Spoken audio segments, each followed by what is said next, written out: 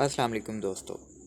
आज history of microbiology की इस दूसरी वीडियो में हम स्पॉन्टेनियस जनरेशन की थ्योरी के बारे में पढ़ेंगे कि स्पॉन्टेनियस जनरेशन की जो थ्योरी है वो क्या है और आया कि ये थ्योरी दुरुस्त थी या गलत थी। तो आइए जानते हैं सबसे पहले कि स्पॉन्टेनियस जनरेशन है क्या। What is the theory of spontaneous generation. शुरू में ये ख्याल किया जाता था कि ज़िंदगी किसी वाइटल फोर्स की वजह से वजूद में आती है, यानी नॉन लिविंग या डिकम्पोजिंग मैटर जो मौजूद है उसमें ए बायोजेनेसिस के थ्रू स्पॉन्टेनियस जनरेशन होती है या यकदम ज़िंदगी जो है वो वजूद में आ जाती है। दूसरे अल्फाज में हम ये कह सकते हैं कि ज़िंदगी जो है वो गैर जानदार मवाद से या गैर जानदार मादा से पैदा होती है। तो आइए देखते हैं कि क्या ये थ्योरी सही साबित हुई या गलत साबित हुई। लुइस जैबलोट की अगर हम बात करते हैं तो 1670s के अंदर यानी 1670 के अंदर जैबलोट ने कुछ एक्सपेरिमेंट्स परफॉर्म किए और उन्होंने इस थ्योरी को डिसप्रूव करने की कोशिश की, यानी थ्योरी ऑफ ए बायोजेनेसिस या जिसे हम थ्योरी ऑफ स्पॉन्टेनियस जनरेशन के नाम से जानते हैं उसको डिसप्रूव करने की कोशिश की। उन्होंने हे इन्फ्यूजन, जिसे हम उर्दू में भूसा या पंजाबी में हम पराली कहते हैं, जो कि धान की फसल की बचे खुचे मवाद होता है, उसको बॉयल किया ताकि उसमें से जितने भी माइक्रोब्स हैं या जो भी लाइफ है वो क्या हो जाए, तबाह हो जाए, ख़त्म हो जाए। क्योंकि ये न्यूट्रिशन या न्यूट्रिएंट का काम करती हैं तो इनके ऊपर बहुत आसानी से माइक्रोब्स जो हैं वो ग्रो कर सकते हैं, इसीलिए उसने इसको इस्तेमाल किया और इसको दो अलग अलग कंटेनर्स के अंदर रख दिया। एक कंटेनर को उसने एयर टाइट कर दिया, उसमें हवा एंटर नहीं हो सकती थी, जबकि दूसरा जो कंटेनर था उसमें हवा जा सकती थी।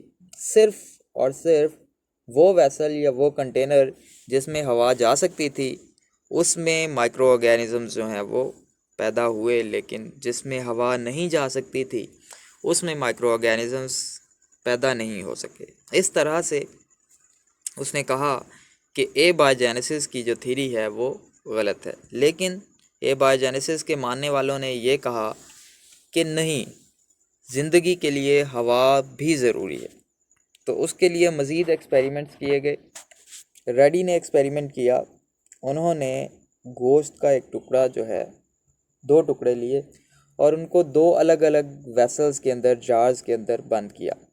एक जार को उन्होंने कपड़े के साथ, जिसे गॉज कहते हैं, जालीदार कपड़े के साथ ढांपा ताकि उसमें से सिर्फ़ और सिर्फ हवा जा सके और कोई लार्वा या कोई ऐसी चीज़ जो है वहाँ ना जा सके। जबकि एक जो जार था उसको खुला छोड़ दिया गया, तो सिर्फ़ और सिर्फ खुले जार के अंदर जो लार्वे से हमारे पास इंसेक्ट्स थे वो बन गए और चूँकि इंसेक्ट्स वहाँ पे आके अंडे दे गए थे तो वहाँ पे जो है नए इंसेक्ट्स पैदा हो गए, लेकिन जिसको गॉज के साथ कवर किया गया था उसमें कोई भी ऑर्गेनिज़म जो है वो पैदा ना हुआ। इसी तरह जैबलोट ने एक्सपेरिमेंट किया।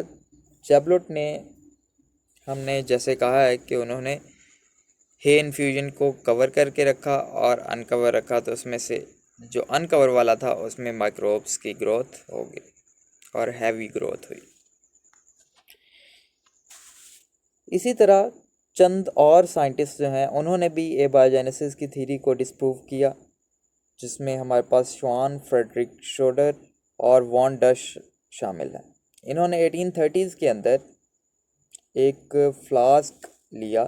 Air allowed to enter flask but only after passing through a heated tube और स्टेराइल वूल, यानी कि हवा को फ्लास्क के अंदर जाने दिया गया, लेकिन वो एक गर्म ट्यूब में से होकर गुजर रही थी। उस गर्म ट्यूब या स्टेराइल वूल में से गुजरने से ये हो रहा था कि उसमें जो भी लाइफ थी उसको ख़त्म कर दिया गया था। लाइफ जो है या माइक्रोब्स जो हैं वो इस तरह से अंदर नहीं जा पा रहे थे। इसी तरह जॉन टिंडल ने क्या किया, उन्होंने डस्ट के पार्टिकल्स जो है वहाँ से हटा दिया। और अगर डस्ट के पार्टिकल्स हवा के साथ नहीं जा रहे तो इसका मतलब है वहाँ पे भी हमारे पास जो ग्रोथ है माइक्रोब्स की वो नहीं होगी। इसी तरह उन्होंने heat resistant forms of bacteria जो हैं उनको भी सामने लेकर आए, जिन्हें हम एंडोस्पोर्स के नाम से जानते हैं। इसी तरह लुईस पास्चर जो हैं, लुईस पास्चर ने हमारे पास कुछ ऐसे एक्सपेरिमेंट्स परफॉर्म किए जिससे स्पॉन्टेनियस जनरेशन की थ्योरी हमेशा के लिए ख़त्म हो गई और उसका नाम लेने वाला कोई बाकी ना रहा। तो देखते हैं कि उन्होंने किस तरह से स्पॉन्टेनियस जनरेशन की थ्योरी को डिस्प्रूव किया। उन्होंने he disproved the spontaneous generation theory of microbes by preventing dust particles from reaching the sterile broth।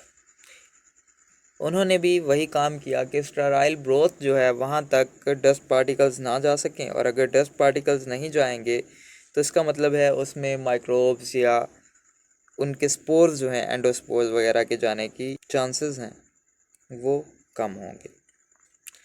In 1861 he completed his experiments that led to rest the spontaneous generation।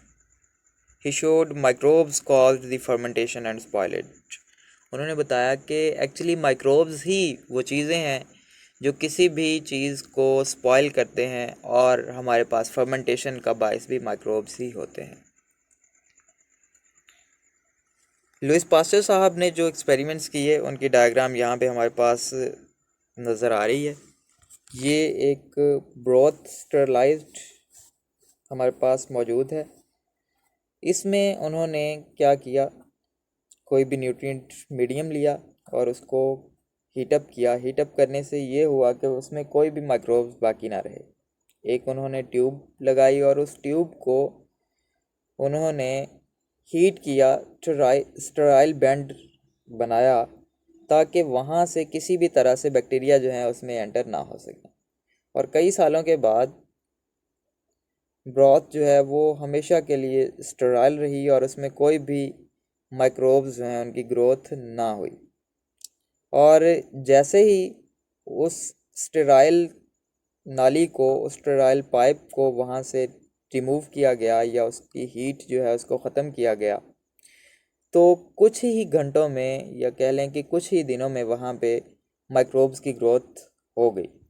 तो इस तरह से Lewis pasture साहब ने कहा कि अगर आप ज़िंदगी को या ज़िंदा जानदारों को नहीं जाने देते तो इसका मतलब है कि वहाँ पे ग्रोथ ज़िंदा जानदारों की नहीं होती, यानी life only originates from living organisms. तो इस तरह लुईस पास्चर ने एबायोजेनेसिस या स्पॉन्टेनियस जनरेशन की जो थ्योरी थी उसको हमेशा के लिए अब्दी नींद सुला दिया।